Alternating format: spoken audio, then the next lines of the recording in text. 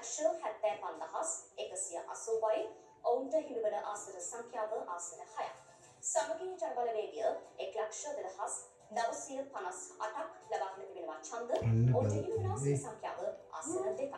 නව ප්‍රජාතන්ත්‍රවාදී පෙරමුණ බදුල්ල දිස්ත්‍රික්කයෙන් ලබාගෙන ඇති ඡන්ද සංඛ්‍යාව ඡන්ද 36450ක්. එයන ඔවුන්ට හිමිවන ආසන සංඛ්‍යාව 1ක්. ஊவா மாகாணம் பதுளை மாவட்ட ஒட்டுமொத்த தேர்தல் முடிவு தற்போது வெளியாக இருக்கின்றது. தேசிய மக்கள் சக்தி பெற்றுக்கொண்ட வாக்குகள் 2,75,180 6 ஆசனங்களை கைப்பற்றியுள்ளது. ஐக்கிய மக்கள் சக்தி பெற்றுக்கொண்ட வாக்குகள் 1,2958 2 ஆசனங்களை கைப்பற்றியுள்ளது. புதிய ஜனநாயக முன்னணி பெற்றுக்கொண்ட வாக்குகள் 36,450 ஒரு ஆசனத்தை கைப்பற்றியுள்ளது. This is the total result from the Badul district in the Uva province.